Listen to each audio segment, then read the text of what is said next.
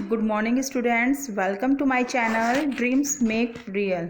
बच्चों, आज हम शिक्षा निदेशालय GNCT दिल्ली से जो आपकी वर्कशीट नंबर 80 आई है और जिसकी दिनांक 6 अक्टूबर 2020 है और जो कॉमन वर्कशीट 6 to 8 सभी क्लास के लिए है, आज हम उसको समझाकर उसको सॉल्व करेंगे। तो बच्चों, सबसे पहले यहाँ पर आप अपना नाम लिखोगे, उसके बाद यहाँ पर आप अपनी कक्षा अध्यापक का नाम लिखोगे, ठीक है। और आज का हमारा टॉपिक वर्कशीट का बच्चों है प्रदूषण। तो आइए हम प्रदूषण के बारे में पढ़ लेते हैं। पर्यावरण में हानिकारक पदार्थों का मिल जाना प्रदूषण कहलाता है। यह भूमि, जल तथा वायु को गंदा करता है और उन्हें उपयोग के लिए असुरक्षित या अनुपयुक्त बनाता है। प्रदूषण हमारे स्वास्थ्य और पर्यावरण पर बुरा प्रभाव डालता है। मानव द्वारा दी गई कई गतिविधियां हमारे पर्यावरण को प्रदूषित करती हैं। उदाहरण के लिए वाहनों और कारखानों से निकलने वाले धुएं के कारण वायु प्रदूषण होता है। बच्चों, आपको पता है ना वायु प्रदूषण क्यों होता है? जब हमारी वायु प्रदूषित हो जाती है, ठीक है, चाहे वो कारखानों से निकलने वाला धुआं हो या जो हम वाहन यूज़ करते हैं, कार, स्कूटर वगैरह, इनसे भी सबसे वायु प्रदूषित होती है, ठीक है। तो यहाँ पर वायु प्रदूषण के प्रकार जान लेते हैं कि वायु प्रदूषण कितनी प्रकार का होता है। वायु प्रदूषण, ध्वनि प्रदूषण और भूमि प्रदूषण और जल प्रदूषण। तो ये प्रदूषण के हमारे चारों प्रकार होते हैं, ठीक है। चारों प्रकार आपको पता समझ आ गए बच्चों? वायु प्रदूषण, भूमि प्रदूषण, ध्वनि प्रदूषण और जल प्रदूषण, ठीक है। तो अब देख लेते हैं कि इस वर्कशीट में हमें क्या क्या प्रश्न दिए हुए हैं। प्रश्न 1 दिया हुआ है, निम्न चित्रों में दिखाए गए प्रदूषण के प्रकार को पहचानें और लिखें। तो देखो बच्चों, पहली पिक्चर में आपको क्या दिख रहा है?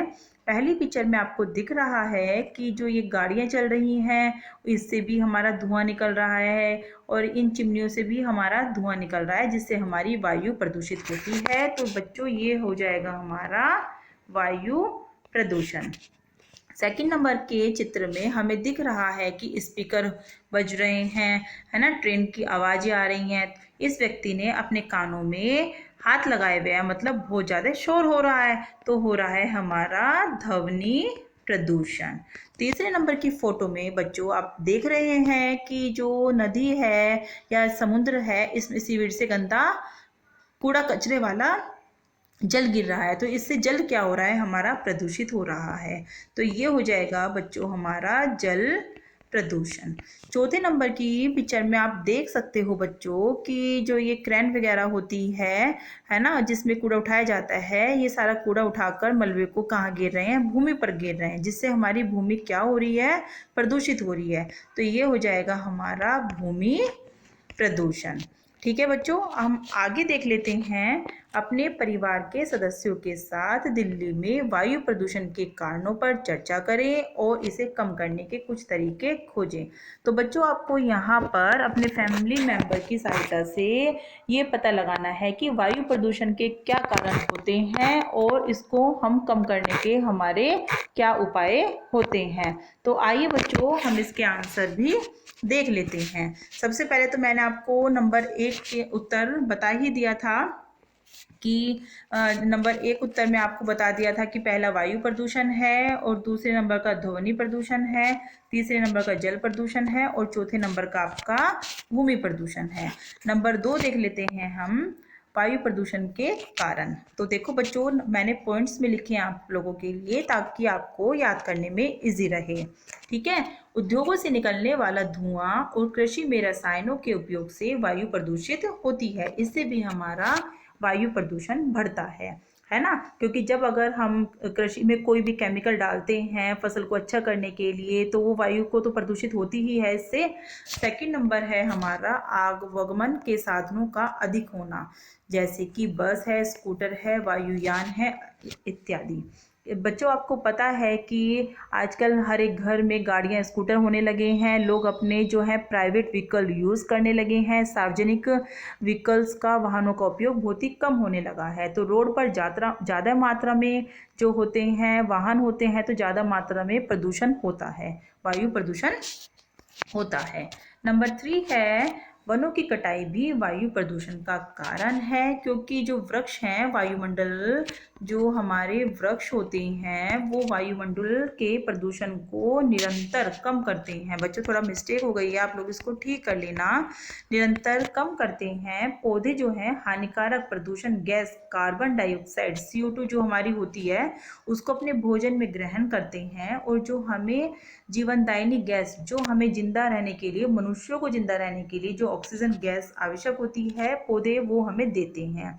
ठीक है, लेकिन जब अगर वन कट रहे हैं तो वृक्ष कट रहे हैं, और वृक्ष कटेंगे तो क्या हो जाएगा, ये संतुलन बिगड़ जाएगा और वायु प्रदूषित हो जाएगी। तो ये बच्चों हमने देखा है कि मनुष्य ने अपने रहने के लिए और अपनी कृषि करने के लिए इनकी पौधों की अंधाधुंध कटाई की है, जिससे क्या हो गया है, जिससे संतुलन बिगड़ गया है और वायु प्रदूषित होती है। नंबर 4 पे बच्चों हम देख लेंगे कि मानवीय गतिविधि जैसे जीवाश्म है, कोयला और तेल का जलना, तेल को जलाने से भी वायु जो है हमारी प्रदूषित होती है। बच्चों अब हम वायु प्रदूषण को कम करने के उपाय भी देख लेंगे कि वायु प्रदूषण को कम करने के क्या क्या उपाय हैं। नंबर 1 है बच्चों निजी वाहनों की जगह, जो मैंने अभी आपको बताया है कि सार्वजनिक